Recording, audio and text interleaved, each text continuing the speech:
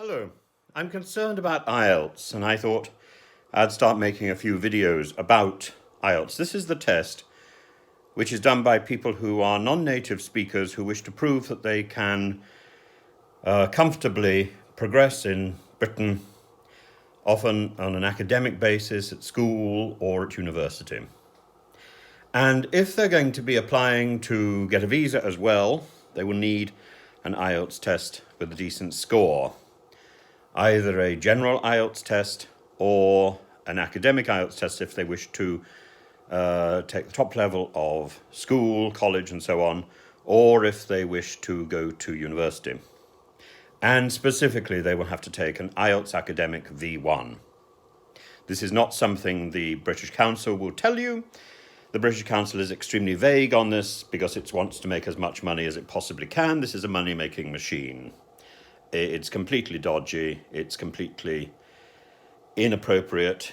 I think it's wrong. But, those are the breaks. And we need to deal with reality rather than try to change it at this moment. We can try to change it at the same time, but it's going to take time. So looking at the internet, I realize there's a lot of very, very inappropriate advice being given, sometimes by students themselves, sometimes by particularly stupid teachers, sometimes by the British Council. And I thought it's time to correct the record. And in the past, I was a British Council invigilator. I used to do recordings for their exams.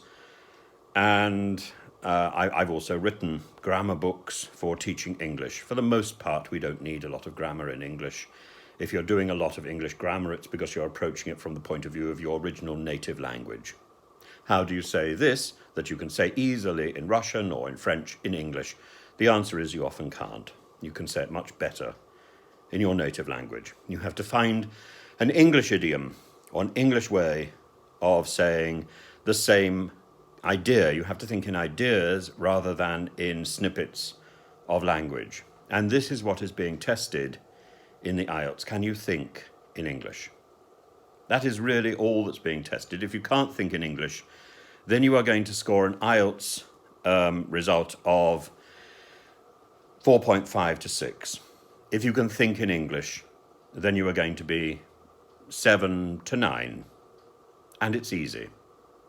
But don't pay attention to the gimmicks which are online.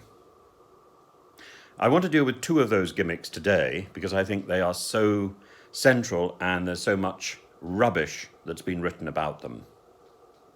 And I want to look at I want to refer to the marking schemes which are being used by the IELTS markers. So if you follow the marking schemes, and if you can interpret those marking schemes, then as long as you are doing the right thing, as long as you are preparing correctly, there's no reason why you shouldn't be scoring a 7 to 9. The two things I want to talk about today are high-level vocabulary and linking words. Now, I saw a video called 25 Band 9 Words. Utter rubbish. Twaddle. And why? Because there are various banded words. There are various words which are considered simple and various words which are considered complex. And using more complex words does not guarantee you a higher grade in IELTS, because that is not how British English works. Now, some of you may have come across the SAT or SAT test in America, where in order to get into a decent university, you perform a vocabulary test, and that vocabulary test deals with a lot of words which you would never normally use. It's useful to know what they are, but you would use them, if you would use them, you would use them rarely in British English. And I think if you want to have an idea about how British English works, you put above your desk the slogan that in order to communicate, you communicate a difficult idea in simple language. Communicate a difficult idea in simple language. So if you are straying into technical words or into seriously polysyllabic words, you are probably not communicating a difficult idea in simple language. For simple language, I would use a synonym, natural language. British English is simple. Natural English is simple. So we would avoid words like elucidate. We would say explain. We would say, we would use as simple vocabulary as we possibly can get away with. So learning a lot of complex words, learning 25 band 9 words is actually going to hinder you rather than help you, particularly if you use them wrongly or misspell them. So A1 and A2 words are simple words, and they are the building bricks of good English. C1 and C2 words are the higher branded words, advanced words, and if you're going to use them, you need to know how to use them. The marking scheme says that you should have a wide range of vocabulary with natural and sophisticated control. Natural, and focus on the natural, not the sophisticated. Because if you try and be sophisticated and you get it wrong, you're going to fall flat on your face.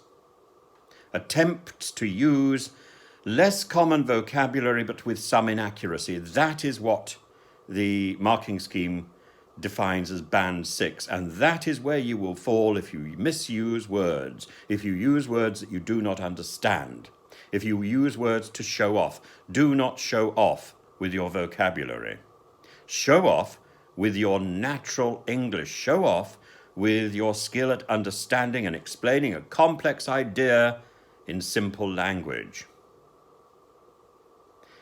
So, if you can use words accurately, by all means, do.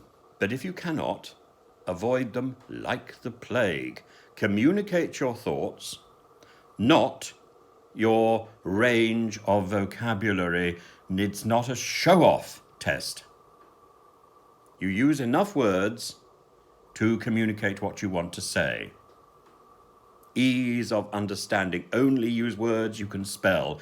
Only use words you understand. Incorrect spelling is an indication that you have no idea what you're doing.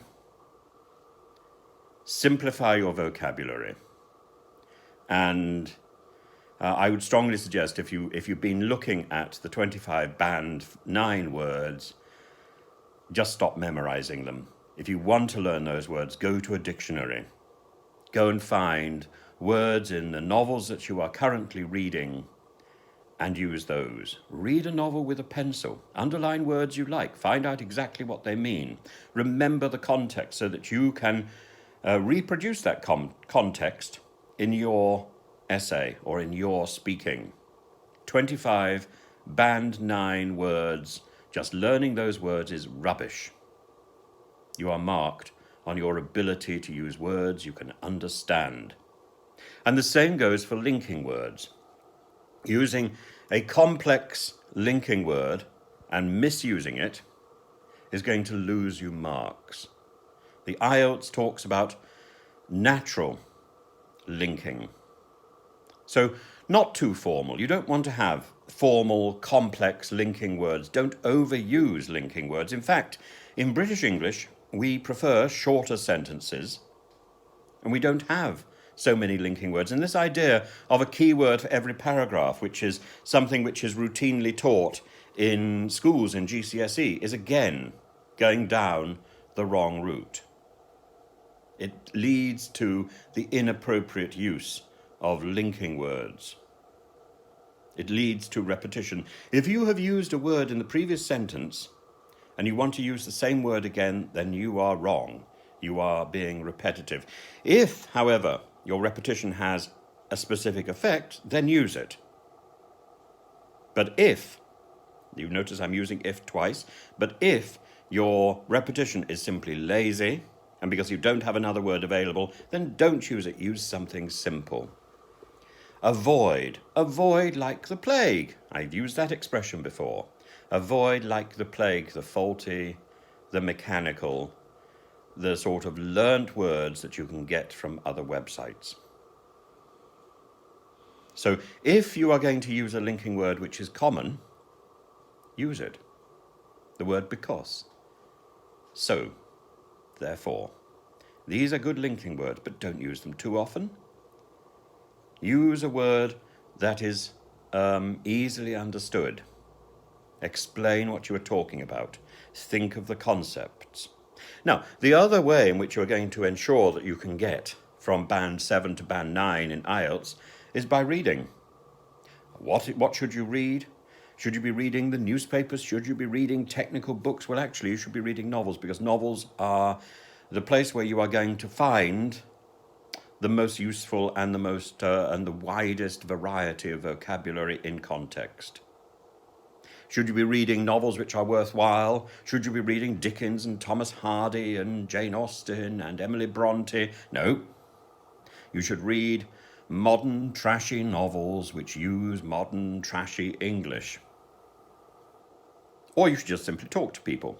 But I think nothing is better than reading. Reading, you see the word on the page. Talking, you just hear it.